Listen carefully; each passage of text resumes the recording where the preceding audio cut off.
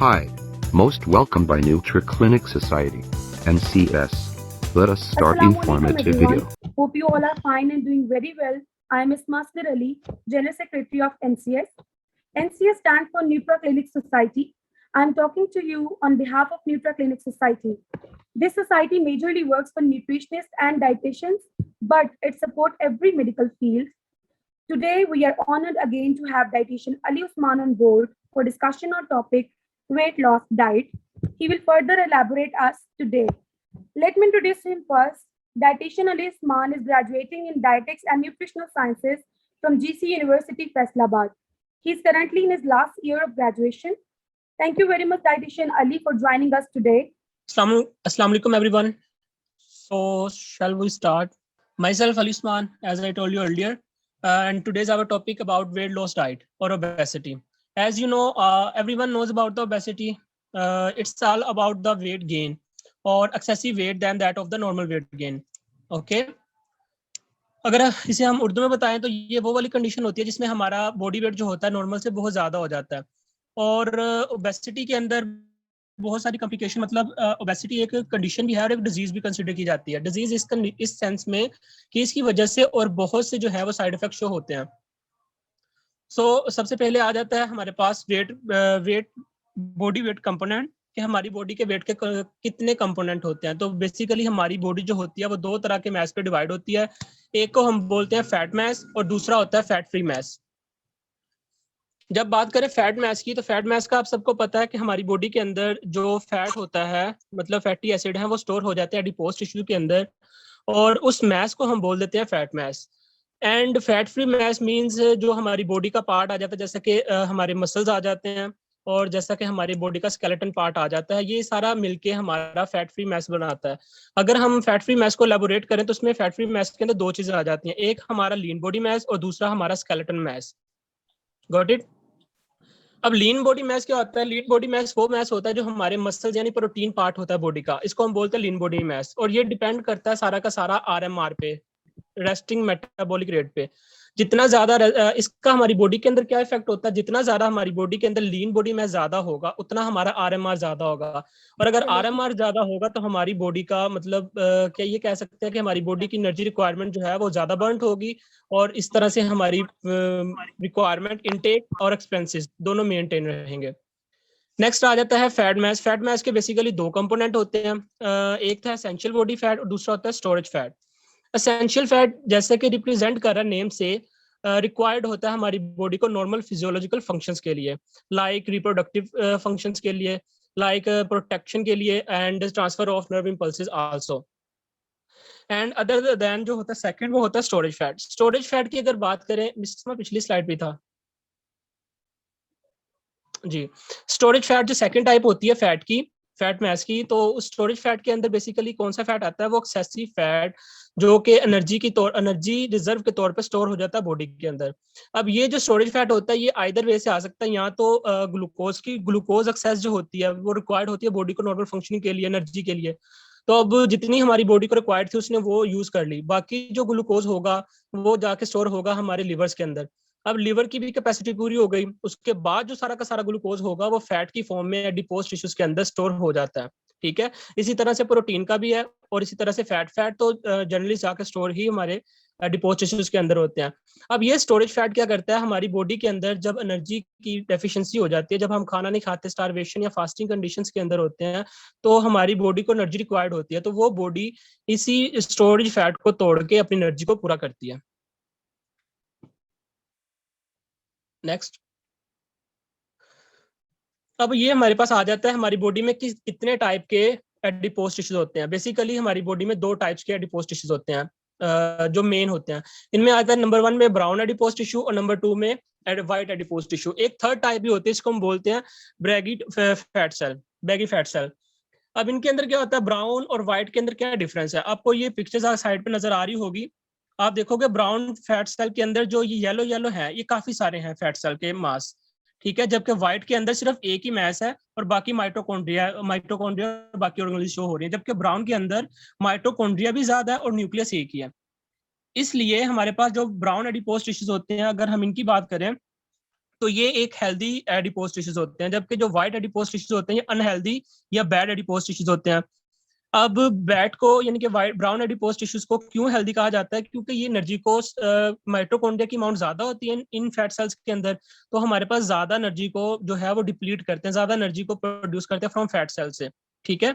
जबकि जो white adipose tissues होता है उनके अंदर माइटोकॉन्ड्रिया की अमाउंट जो है वो बैट की निस्बत कम होती है। इस वजह से ये वाले जो इनके अंदर जो माइटोकॉन्ड्रिया होते हैं वो हमारे पास जो इनके अंदर फैट स्टोर होता है उसको कम यूटिलाइज करते हैं, जबकि बैट सेल जो है वो ज्यादा यूटिलाइज करते हैं। इस वजह से बैट सेल्स जो होते हैं या बैट फैट सेल्स होते हैं उनको हेल्दी बोला जाता है, जबकि वाइट एडिपोज टिश्यू सेल्स को जो अनहेल्दी बोला जाता है। और इसी तरह से जो बैट होते हैं ब्राउन एडिपोज टिश्यूज, ये चिल्ड्रंस के अंदर ज्यादा होते हैं और अडल्ट के अंदर नॉर्मल कम होते हैं। जबकि वाइट एडिपोज टिश्यू, क्योंकि हमारी लाइफस्टाइल ऐसा होता है और हमारी डाइट ऐसी है, इस वजह से रिसेंटली स्टडीज के अकॉर्डिंग वैट जो होता है वाइट एडिपोज टिश्यू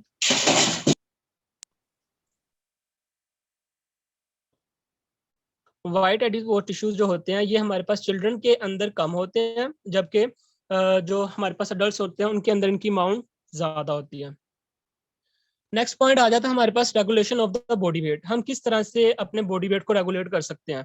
इसके लिए बेसिकली दो पॉइंट्स होते हैं, दो थ्योरीज होती हैं बेसिकली, एक होता है लॉन्ग टर्म थ्योरी, एक होती है शॉर्ट टर्म। अब शॉर्ट टर्म और लॉन्ग टर्म में डिफरेंस क्या है? शॉर्ट टर्म में हम बेसिकली देखते हैं तीन फैक्टर्स को। नंबर 1 पे आता है हंगर, नंबर 2 पे आता है एपिटाइट एंड नंबर 3 पे आता है स्टाइटी। हंगर मीन्स भूख लगना, ठीक है। मतलब उसके हंगर जो होता है रिस्पॉन्स होता है बॉडी का, जब बॉडी के अंदर एनर्जी की डेफिशिएंसी हो जाती है या स्टोरेज जो हमारे पास स्टमक के अंदर प्रेजेंट होता है जब वो खत्म डिप्लीट होता है, तब क्या करता है बॉडी एक हार्मोन के जरिए से एक फीलिंग प्रोड्यूस करता है, उसको बोलते हैं हंगर। नंबर 2 में आता है एपिटाइट। एपिटाइट मतलब हम जो खाना खा रहे होते हैं उसके बाद उसके दौरान जो हमें फीलिंग ऑफ फुलनेस आ रही होती है उसको हम एपिटाइट बोलते हैं। और स्टाइटी मतलब जितनी देर तक हम अपने हंगर को नेक्स्ट मील तक का जो टाइम होता है उस टाइम को हम बोलते हैं स्टाइटी, ठीक है। अब शॉर्ट टर्म के अंदर हम इन तीनों चीजों को गवर्न करते हैं।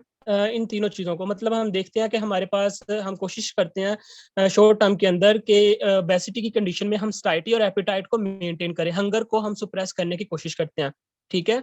तो अब एपिटाइट में दो तरह की आ जाती हैं अगर कंडीशन, एक होता है हाइपोफेजिया और हाइपरफेजिया। मतलब हाइपोफेजिया मतलब कम खाना। सम टाइम लोग ये होते हैं कि कम खाते हैं मगर उनको और उनकी जो है वो स्टाइटी उनको फीलिंग आ जाती है, मगर कुछ लोग होते हैं वो बहुत ज्यादा खाते हैं फिर जाके उनको आता है। तो ऐसी कंडीशंस को मेंटेन करने के लिए हमारे पास शॉर्ट टर्म्स गोल होते हैं, हमने स्टाइटी और एपिटाइट को मेंटेन करवाना होता है, ऐसी फूड देनी होती है कि उसको स्टाइटी भी फील हो और वो हाइपोफेजिया कंडीशन में रहे, मतलब कम खाए और उसको स्टाइटी भी फील हो और हंगर भी उसकी सप्रेस रहे।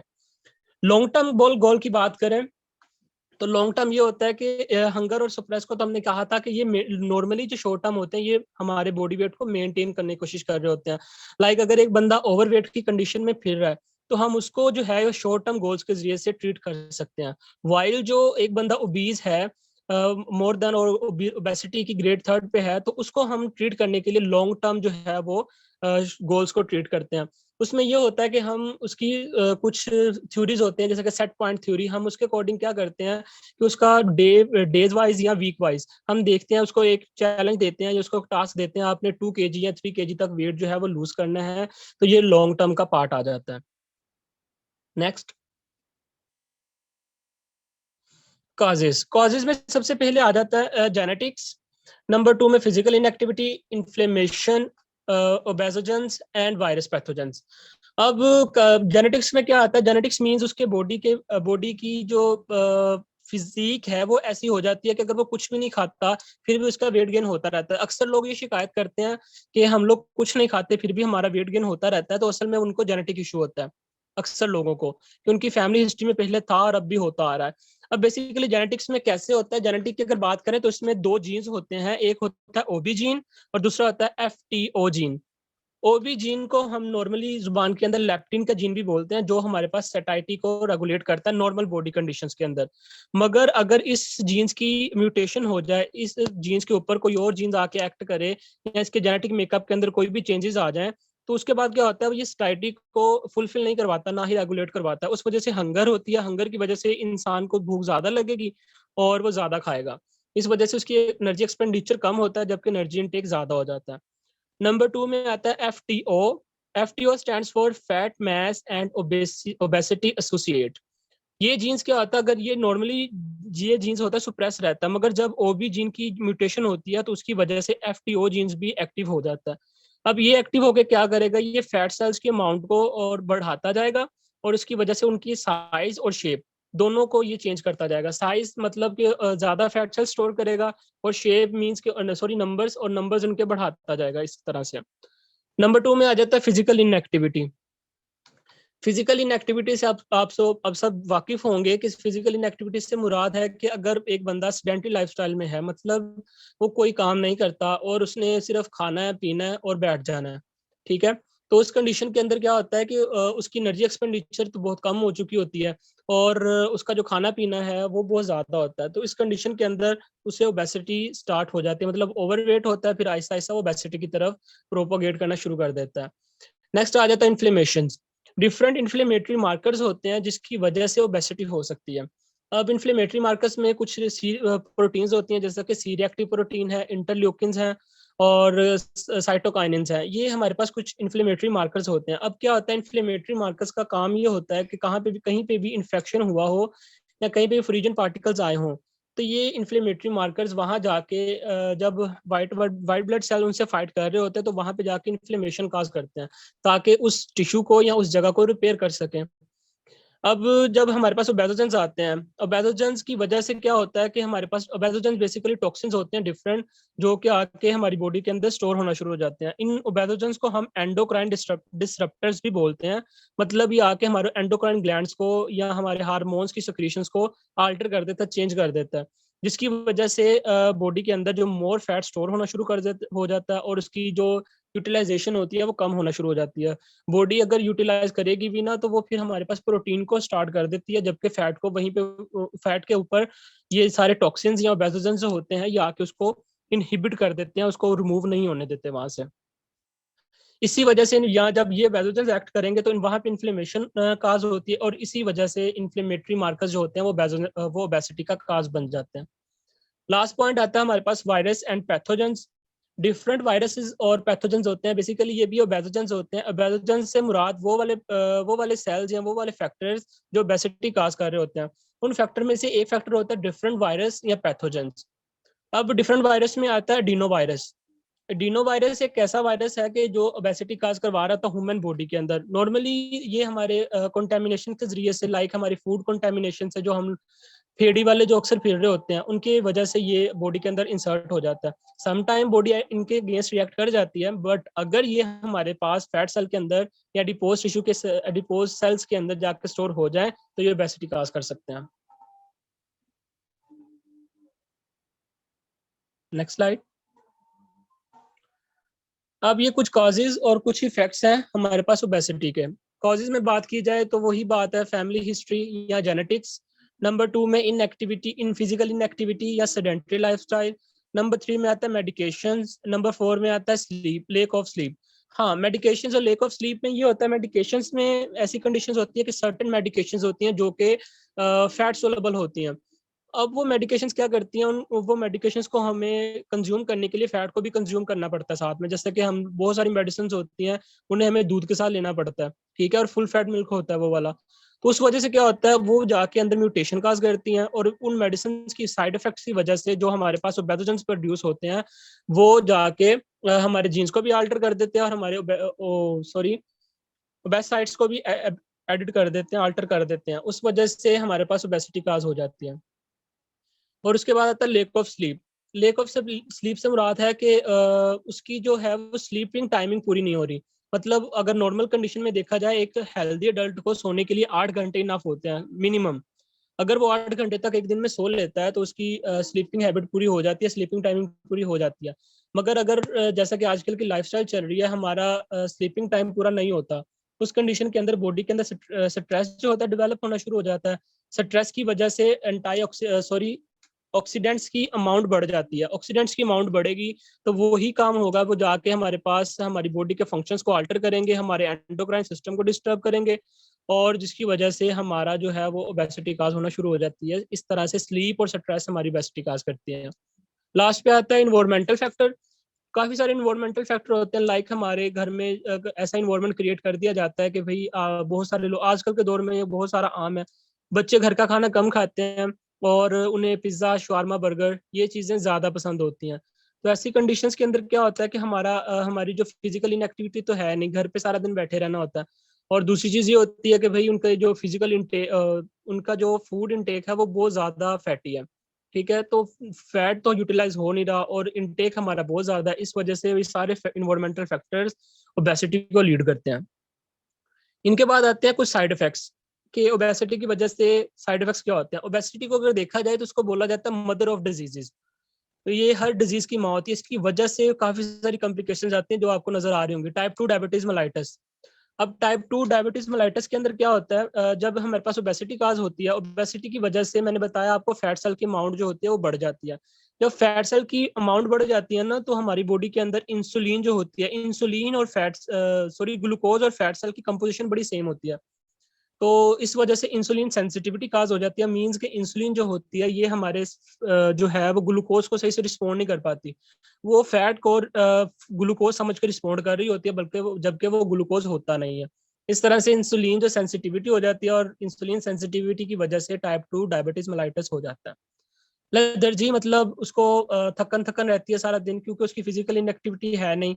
और मैंने आपको पहले बताया था स्टार्ट के अंदर कि हमारे जो लीन बॉडी मैस होता है वो सारा डिपेंड कर रहा होता है आरएमआर पे। जितना ज्यादा लीन बॉडी मैस होगा उतना ज्यादा आरएमआर होगा, और जितना ज्यादा फैट मैस होगा उतना कम आरएमआर होगा। तो इस तरह से जब हमारे पास हमारा फैट अमाउंट ज्यादा होता जाता है और हमारी बॉडी के अंदर सुस्ती पैदा होना शुरू हो जाती है, तो क्योंकि हमारा जो आरएमआर है या मेटाबॉलिक रेट है वो कम होना शुरू हो जाता है, मेटाबॉलिज्म स्लो डाउन होता है। नेक्स्ट आ जाता है ओस्टियो आर्थराइटिस। ये हमारे पास osteo means related to bone arthritis swelling. जब आपका वेट गेन होगा, एक एक चीज की नॉर्मल में हम थे ओस्टियोआर्थराइटिस पे। ओस्टियोआर्थराइटिस को बता रहा था कि इन्फ्लेमेशन ऑफ द जॉइंट्स या बोन्स की इन्फ्लेमेशन, बेसिकली जॉइंट्स की इन्फ्लेमेशन होती है। अब इन्फ्लेमेशन क्यों हो जाती है, एक चीज की नॉर्मल जो है वो कैपेसिटी है, अगर हम देखा जाए तो हम एक चीज पे नॉर्मल जो बोझ है वो उसके ऊपर रखते हैं, तो उसकी एक नॉर्मल कैपेसिटी होती है, उसकी उसके बाद जो है वो चीज जो है वो कमजोर होना शुरू हो जाती है। इसी तरह हमारी बॉडी को भी अल्लाह पाक ने बनाया है हमारी वेट के अकॉर्डिंग।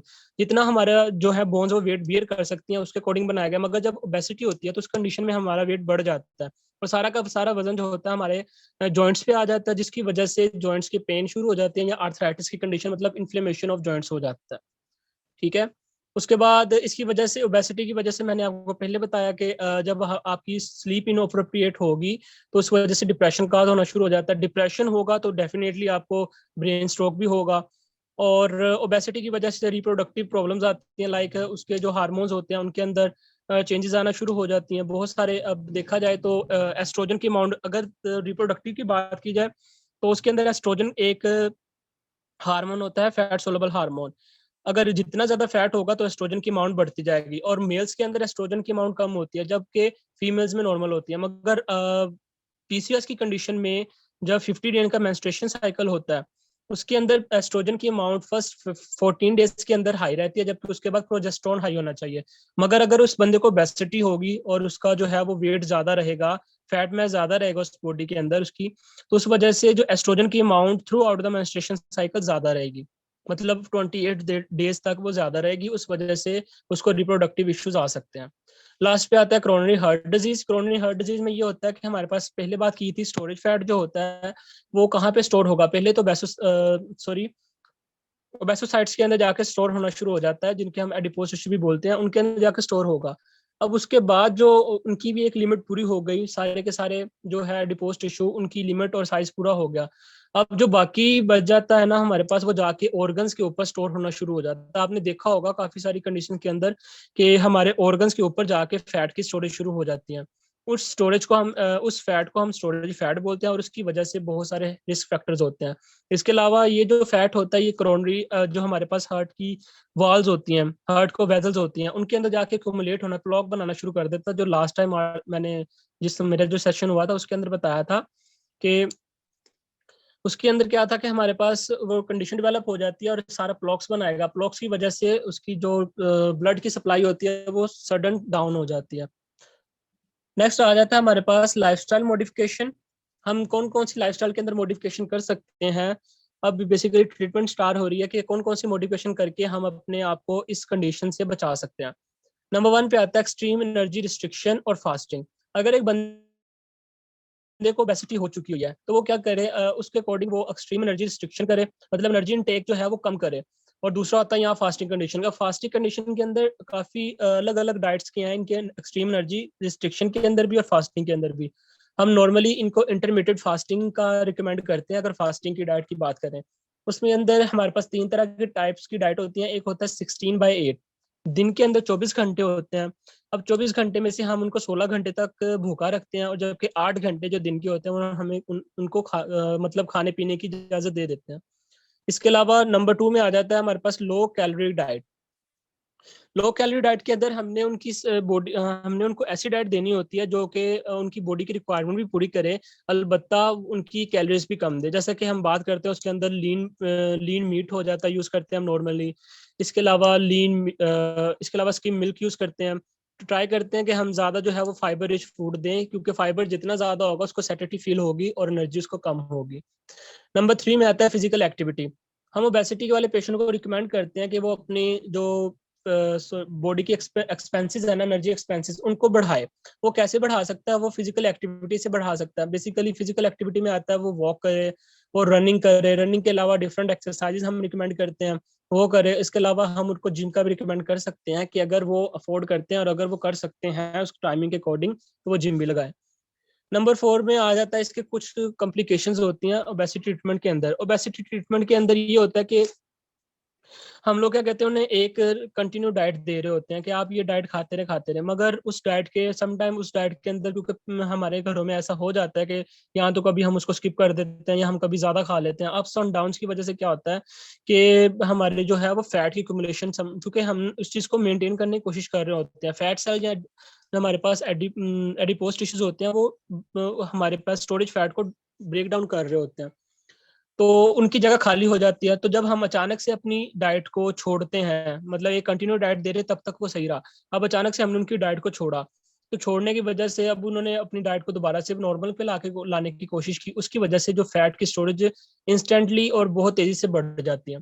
तो हमें ये कॉमन थोड़े प्रॉब्लम्स होते हैं जो हमें ओबेसिटी के ट्रीटमेंट के अंदर देखना पड़ता है। इस वजह से हम कोशिश करते हैं कि अपने पेशेंट को लॉन्ग टर्म की तरफ लेके आए, ना कि शॉर्ट टर्म।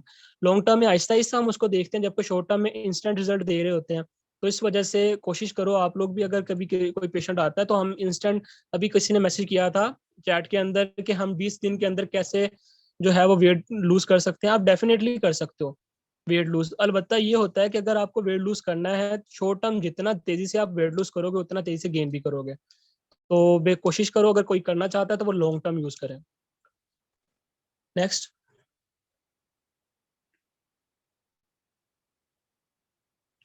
देन आ जाता है हमारे पास कुछ फार्माकोलॉजिकल ट्रीटमेंट आते हैं, जिनमें होता है सीएनएस एजेंट ड्रग्स और non CNS agent drugs. CNS agent drugs में होता है जो सेंट्रल नर्वस सिस्टम्स को स्टिमुलेट करते हैं। अब सेंट्रल नर्वस सिस्टम्स को स्टिमुलेट करने के लिए 2 ड्रग्स यूज होते हैं। नंबर 1 पे आता है कैटिकोलोमाइनर्जिक और दूसरा होता है सीरोटोनिनर्जिक होते हैं। ये हमारे पास कैटिकोलामाइन और सीरोटोनिन, ये हमारे पास बॉडी के सर अंदर 2 न्यूरो फार्माकोलॉजिकल ट्रीटमेंट की बात कर रहे थे, तो उनमें मैंने बताया था आपको 2 तरह के एजेंट्स ड्रग्स होते हैं जो हम यूज करते हैं। नंबर 1 पे आता था central nervous system CNS agent drugs and non CNS agent drugs. तो सीएनएस एजेंट ड्रग्स के अंदर मैंने आपको बताया था कैटिकोलामाइनर्जिक और सेरोटोनिनर्जिक, जो होते हैं 2 ड्रग्स होते हैं जिनको हम यूज करते हैं। बेसिकली कैटिकोलामाइनर्जिक और सेरोटोनिनर्जिक जो होते हैं ये 2 हमारे पास न्यूरोट्रांसमीटर्स होते हैं, कैटिकोलामाइन और सेरोटोनिन। ये उनको जो है वो स्टिमुलेट कर रहे होते हैं, उनको मेंटेन कर रहे होते हैं। तो उस वजह से ये एजेंट्स उनको उनके जरिए से हमारी बॉडी से जो फैट की है उनकी स्टोरेज को डिप्लीट करना शुरू कर देते हैं। इनके बाद आता है नॉन सीएनएस में, उसमें आता है ओर्लिस्टैट। ओर्लिस्टैट एक मेडिसिन का नाम है जो कि काफी देर से यूज की जा रही थी फॉर द ओबेसिटी पेशेंट। ये बहुत जल्दी वेट लूज करती थी, मगर मैंने आपको पहले बताया जितनी जल्दी आप वेट लूज करोगे उतना इंस्टेंट वेट गेन होता है। इस वजह से इसके अलावा इसके काफी सारे साइड इफेक्ट्स थे किडनी पे और लिवर पे। इस वजह से ये तीनों के तीनों ड्रग्स जो है अभी तक बैंड हैं पूरे एशिया के अंदर, इवन पूरे वर्ल्ड के अंदर। मगर ये फार्माकोलॉजिकल ट्रीटमेंट में बस यही आती हैं। इस वजह से हम कोशिश करते हैं कि हम इसको डाइट के जरिए से या हमारी लाइफस्टाइल के जरिए से ही फोकस करें, ट्रीट करें सॉरी, और फोकस करते हैं हम इन चीज़ों में। नंबर 1 पे आता है हार्मोन्स के ऊपर। हार्मोन्स एपेटाइट के लिए मैंने आपको बताया था 2 हार्मोन्स होते हैं, एक जो हंगर हार्मोन और दूसरा होता है सैटिटी हार्मोन। स्टैटी हार्मोन जो होता है उसको लिप्टिन बोलते हैं। लिप्टिन को स्टिमुलेट करने वाला जीन्स भी बताया था कि ओबी जीन्स होता है जो कि लिप्टिन को स्टिमुलेट करता है। दूसरा ग्रिलिन होता है, ग्रिलिन हंगर हार्मोन होता है। अगर हम ग्रिलिन की अमाउंट को कम करें और लिप्टिन की अमाउंट को बढ़ा दें बॉडी में, तो हमारे पास उससे फीलिंग ऑफ सैटिटी आएगी, फुलनेस आएगी। तो उस वजह से वो इनटेक कम करेगा, जबकि बॉडी का जो स्टोरेज है वो यूटिलाइज या डिप्लीट होना शुरू हो जाएगा। इस तरह से हमारी बॉडी का एक्सेस फैट जो है ओबेसिटी पेशेंट के अंदर वो डिप्लीट होना शुरू हो जाता है। नंबर 2 में आता है टॉक्सिन्स इन एडिपोज। पहले बताया था कि जो बेसोजेंस होते हैं, हम अगर उनको ट्रीट कर लें, हम ये पता चल जाए कि कौन से टॉक्सिन जो हैं वो हमारे पास एडिपोज टिश्यूज के अंदर आकर स्टोर हो रहे हैं, अगर वो स्टोर हो रहे हैं तो हम उनको कैसे ट्रीट करें। अब टॉक्सिन्स को रिमूव करने का सबसे बेस्ट वे होता है हमारे पास डिटॉक्स वाटर या डिटॉक्स डाइट। अगर हम डिटॉक्स डाइट या डिटॉक्स वाटर को यूज करेंगे तो उससे हमारी टॉक्सिन्स बॉडी में से रिमूव होंगे। जब टॉक्सिन्स रिमूव होंगे तो जो वो इनहिबिटरी इफेक्ट दे रहे थे हमारे एडिपोज टिश्यूज पे, तो वो कम हो जाएगा। तो जब वो कम होगा तो हमारे जो स्टोर्ड फैट है ये यूटिलाइज होना शुरू हो जाएगा। और उसके बाद आ जाता है लाइफस्टाइल स्ट्रेटजीज। लाइफस्टाइल स्ट्रेटजीज के अंदर पहले भी लाइफस्टाइल मॉडिफिकेशंस के अंदर बताया था, और स्ट्रेटजीज के अंदर भी यही आता है कि बेसिकली हम कौन कौन सी स्ट्रेटजीज को अपना के कर सकते हैं। इंटरमीडिएट फास्टिंग डाइट के बारे में बताया था। अगर कोई बंदा इस चीज को मेंटेन कर ले कि वो 16 घंटे तक भूखा रह सके और 8 घंटे तक फास्टिंग कंडीशन 8 घंटे तक अपना खा पी ले जो उसको पसंद हो, मगर ये वो याद रखे कि उसके अंदर हाई फैट ना हो, हाई प्रोटीन जरूर दे सकते हैं तो अगर, और हाई कार्ब्स भी ना हो। तो अगर ऐसी डाइट दे रहे हैं आप, उसको 8 घंटे के अंदर खा रहा है, तो डेफिनेटली उसका वेट जो है वो आहिस्ता आहिस्ता लूज होना शुरू हो जाएगा। और कोशिश करे कि वो लॉन्ग टर्म पे यूज करे, लॉन्ग टर्म वेट लूज पे। इससे ये होगा कि उसका लाइफ टाइम रहेगा। अगर वो शॉर्ट टर्म को फोकस करेगा तो उसका जो वेट लूज तो हो जाएगा मगर इंस्टेंट गेन होगा। इसकी एक बड़ी मिसाल है कीटो डाइट। आजकल पिछले दिनों में काफी सारी जो चली थी कीटो डाइट का काफी नाम था, कीटो डाइट कर लो आपका वेट लूज हो जाता है। डेफिनेटली उसकी वजह से कीटोन्स बॉडी बनती थी और वेट लूज हो रहा था, मगर उसकी वजह से उसके साइड इफेक्ट्स शो हुए। एक तो कीटोन्स बॉडी जितने ज्यादा बनेंगे उतना किडनी को ज्यादा काम करना पड़ता था कीटोन बॉडी को रिमूव करने के लिए। और दूसरा ये होता था कि बॉडी जितनी जल्दी वेट लूज कर रही थी उतना ज्यादा उतनी ही तेजी से वो वेट गेन भी करती थी जब वो डाइट को छोड़ते थे। और डेफिनेटली वो सारी जिंदगी तो उस डाइट को फॉलो नहीं कर सकते थे, इस वजह से उसको मेंटेन करना काफी मुश्किल था। तो साइड इफेक्ट्स भी काफी ज्यादा है, तो इस वजह से उसको अब जो है वो बैंड कर दिया गया इवन सारी कंट्रीज के अंदर। पाकिस्तान में अभी भी कुछ लोग उससे फॉलो कर लेते हैं, बट अभी भी बैंड है वो। हम लोग डाइटिशियंस होने के नाते ऐसी चीज को रिकमेंड नहीं करते जिसके साइड इफेक्ट ज्यादा हों। तो लाइफस्टाइल मॉडिफिकेशन के अंदर हम उनको एक्सरसाइज रिकमेंड करेंगे कि डिफरेंट आप एक्सरसाइज करें जिससे आपका जो फैट बर्न ज्यादा हो, आपकी एनर्जी एक्सपेंडिचर ज्यादा बढ़े जबकि इनटेक आपका कम हो। और इसके अलावा हम उनको फीलिंग ऑफ सैटिटी के देने के लिए हम उनका फाइबर पोर्शन ज्यादा बढ़ा देंगे ताकि उनका जो बॉडी को सैटिटी रहे या फीलिंग ऑफ फुलनेस रहे, उनको भूख ना लगे। और भूख, जब बॉडी को जो एनर्जी चाहिए वो फैट, जो स्टोरेज फैट है उसको डिप्लीट करके अपनी एनर्जी रिक्वायरमेंट को पूरा करे। अब लास्ट पे आ जाता है उसकी डाइटरी रिक्वायरमेंट। डाइटरी रिक्वायरमेंट या डाइट फॉर ओबेसिटी में कुछ फूड होती हैं वो अलाउड है, कुछ फूड अवॉइड है। अलाउड की बात करें तो यहाँ सारे के सारे फ्रूट्स जो है एक्सेप्ट बनाना। बनाना भी आप दे सकते हो मगर वीक के अंदर 1 to 2 टाइम। अगर आप डेली बेस पे दे रहे हो तो आप उन्हें नहीं दोगे बनाना कभी भी। तो ये सारे के सारे फ्रूट्स और वेजिटेबल हम अलाउ कर देते हैं फॉर ओबेसिटी, क्योंकि फूड्स जो ये फ्रूट्स और वेजिटेबल होते हैं ये फाइबर का रिच सोर्स होते हैं। तो हम उन्हें रिकमेंड करते हैं कि आप ये खाएं और इससे आपका वेट मेंटेन होना शुरू हो जाता है। और दूसरे नंबर पे आ जाता है स्किम डेयरी प्रोडक्ट्स। जितनी भी हम डेयरी प्रोडक्ट्स देते हैं, मिल्क देते हैं, हम उन्हें योगर्ट देते हैं, हम कोशिश करेंगे कि उनको स्किम्ड दें, मतलब जो उसका फैट पोर्शन होता है, मैक्सिमम फैट पोर्शन होता है, वो रिमूव करके दें। नंबर 3 में आता है फुल फाइबर या हाई फाइबर ग्रेन्स होते हैं जिसको हम होल ग्रेन्स बोलते हैं, वो फुल फाइबर या हाई फाइबर आता है। हम कोशिश करते हैं उनको होल ग्रेन्स दें और प्रोसेस्ड ग्रेन्स जो होते हैं वो कम दें, जैसा कि होल व्हीट की चपाती दें। और ब्रेड जो दें वो ब्राउन ब्रेड दें, वाइट ब्रेड ना दें। इसी तरह से ब्राउन राइस दें और वाइट राइस ना दें। नंबर 4 पे आता है लीन मीट और मीट प्रोडक्ट। जितना भी हम मीट देते हैं वो हम कोशिश करते हैं या तो वो लीन मीट हो या वो वाइट मीट हो। जैसे हम बोलते हैं चिकन और फिश। चिकन और फिश जो होते हैं ये इनके अंदर जो होता है फैट की अमाउंट नॉर्मल कम होती है, इस वजह से ये उनके लिए बेस्ट होता है for obesity patient.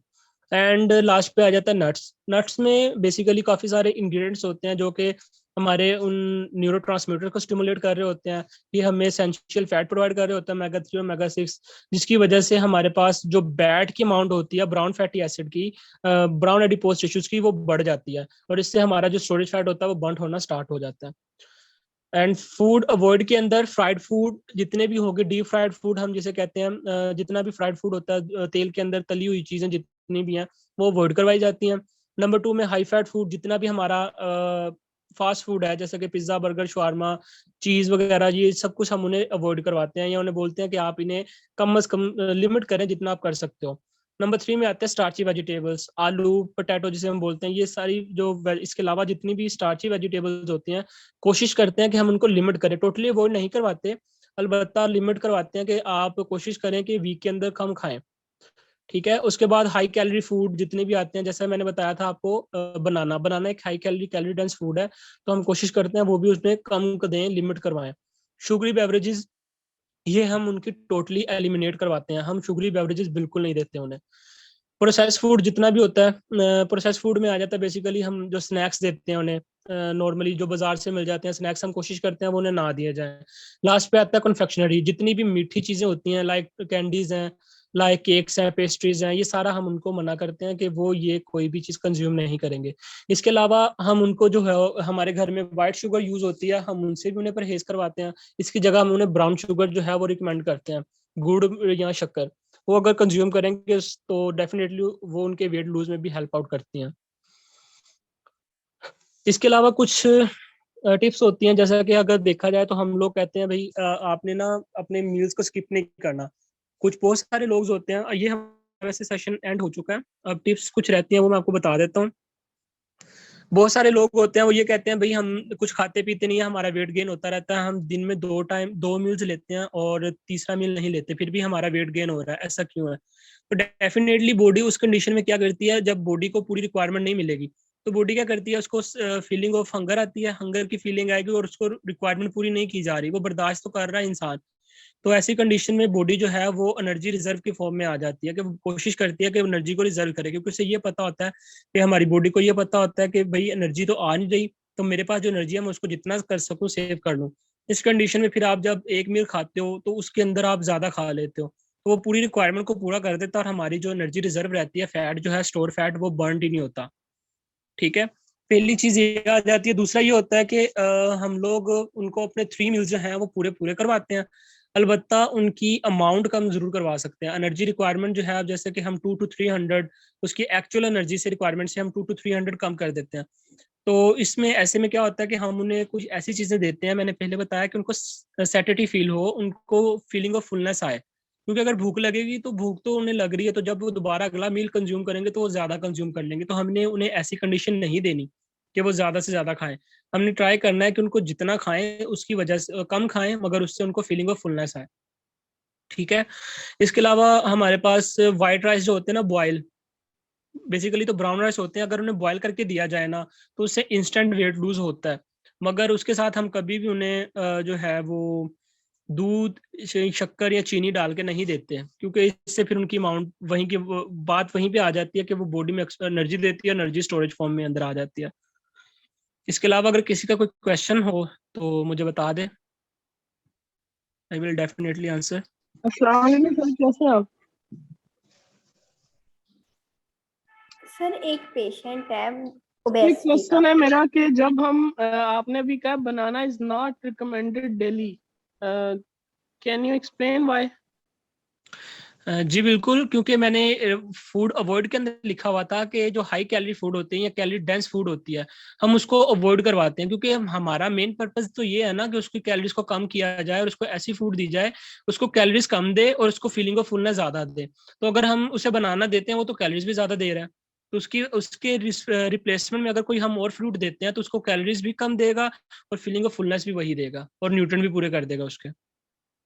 So that हम ट्राई करते हैं कि बनाना कम दें, मगर अगर कोई बंदे, किसी बंदे को पसंद है या वो ये कहता है कि भाई मैंने खाना है, तो आप उससे रिकमेंड कर सकते हो, मगर 1 or 2 अ वीक। सर कुछ लोगों को जो है वो मिल्क प्रोडक्ट से एलर्जी होती है। लेकिन जी जी हमें जो है वो 2 सर्विंग्स लेनी चाहिए, ठीक है। नहीं, हमें बेसिकली मिल्क और मिल्क प्रोडक्ट्स जो होती हैं, हम लोग उनकी जो है वो बाकी रिक्वायरमेंट, जैसे मिल्क और मिल्क प्रोडक्ट के अंदर जो मेन चीजें होती हैं, एक तो कैजीन प्रोटीन होती है, और दूसरा ये होता है कि उसके अंदर जो कैल्शियम हमारी बॉडी को रिक्वायर्ड होता है। तो अब अगर एक बंदे को मिल्क या मिल्क प्रोडक्ट से जो इशू आ रहा है, तो हम उसकी जो ये कैल्शियम की रिक्वायरमेंट है, हम आल्टर वे से ना कंप्लीट कर सकते हैं। जैसा कि सीसेम सीड होते हैं, तिल जिसे बोलते हैं, नान के ऊपर लगे होते हैं, अगर वो ये नहीं खा रहा तो आप उसे वो दे दें तो वो उसकी रिक्वायरमेंट को पूरा कर देगा। इसके अलावा मोरिंगा सीड्स होते हैं या मोरिंगा लीव्स होते हैं, आप उनको यूज कर लो, वो उसकी कैल्शियम की रिक्वायरमेंट को पूरा कर देगी। ये मिल्क का बेस्ट अल्टरनेट होता है। हाँ जी, वॉक ड्यूरेशन जो होता है ना, हमेशा दो चीजें याद रखो। आप लोग कभी भी उन्हें ये नहीं कहते आपने जो 20 किलोमीटर दौड़ना है, आपने 40 किलोमीटर दौड़ना है, आप उसकी आहिस्ता आहिस्ता उनकी रिक्वायरमेंट स्टार्ट करते हो।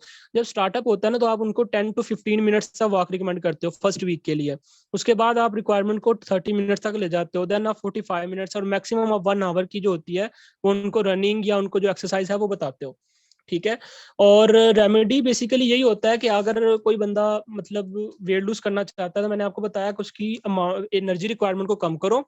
और एनर्जी रिक्वायरमेंट किस तरह से कम करनी है, वो आपकी है, लाइक आप उन्हें ऐसी चीजें दो कि उनको फीलिंग ऑफ फुलनेस भी आए, और दूसरी चीज ये है कि उनकी जो रिक्वायरमेंट जो है बॉडी की रिक्वायरमेंट, वो भी पूरी हो जाए।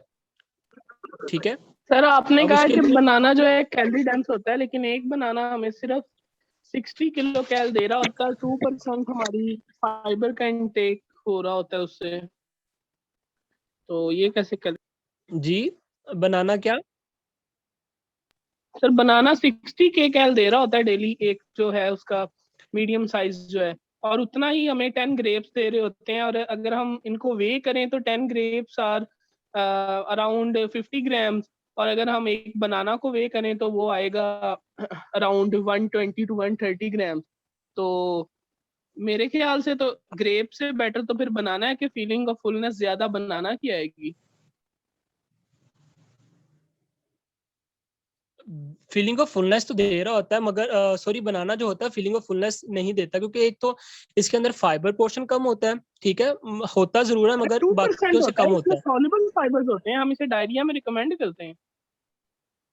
डायरिया में बिल्कुल रिकमेंड करते हो, मगर जो वेट लूज के अंदर होता है, अब जैसे कि अगर मैंने ये नहीं कहा कि आप बिल्कुल एलिमिनेट करते हो, मगर हम ये कोशिश करते हैं कि ये इसको कम किया जाए। अब अगर देखा जाए वेट गेन के लिए, तो वेट गेन के लिए बनाना सबसे इफेक्टिव डाइट होती है।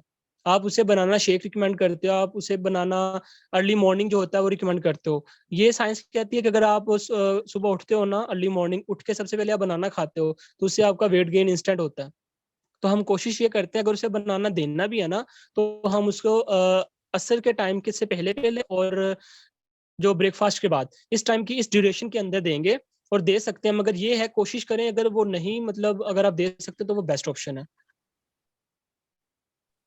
और सर आपने कीटो डाइट का बताया था, तो काइंडली उसका जरा रिपीट कर दें कि वो हम क्यों नहीं देते। डेफिनेटली, जी जी, मैं बताता हूँ। कीटो डाइट में बेसिकली ये आता है, अगर आप रिसर्च नहीं स्टडी करो, तो पुरानी रिसर्च के अकॉर्डिंग तो ये था, लोग जब कीटो डाइट को देते थे, कीटो डाइट में बेसिकली ये होता था कि बॉडी जो है वो कीटोन बॉडीज पे आ जाती थी, मतलब ग्लूकोज को यूज नहीं करती थी, फ्रुक्टोज को यूज करना शुरू कर देती थी। और फ्रुक्टोज को कन्वर्ट करने के लिए दोबारा फ्रुक्टोज को पहले उसे ग्लूकोज के अंदर कन्वर्ट करना पड़ता था, और देन वो है वो ग्लूकोज बॉडी के अंदर यूज होती थी। तो इस कंडीशन के अंदर काफी ज्यादा एनर्जी जो है वो यूटिलाइज होती थी, और वो सारी की सारी एनर्जी आती थी हमारे पास स्टोरेज फैट के जरिए से। तो जब कीटोन बॉडीज हमारे पास बॉडी के अंदर ज्यादा हो जाती, तो फैट तो डेफिनेटली हो रहा था, मगर उसके बाद इन दी एंड ये होता था, मैंने बताया आपको, जब हमारे पास फैट जो एडिपोज टिश्यू जो होते हैं वो एम्प्टी हो जाते हैं, उसके बाद क्या होता है, इंस्टेंट वेट गेन का चांसेस बढ़ जाते हैं। क्योंकि आप जब नॉर्मल डाइट पे आए हो, तो बॉडी ने ग्लूकोज उसी जो है रूटीन से अपटेक करना है।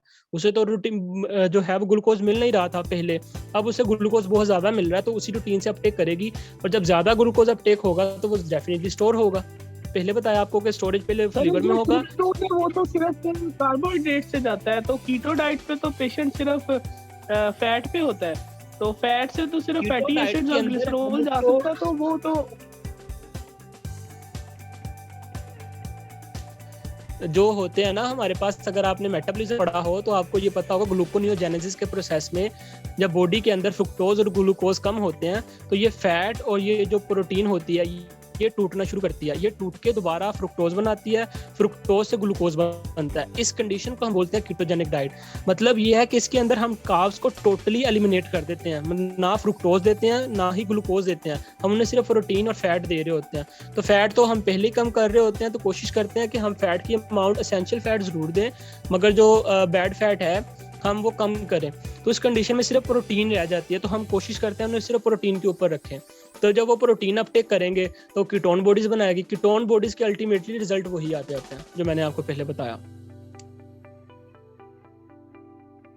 Thank you very much sir for such informative and helpful session.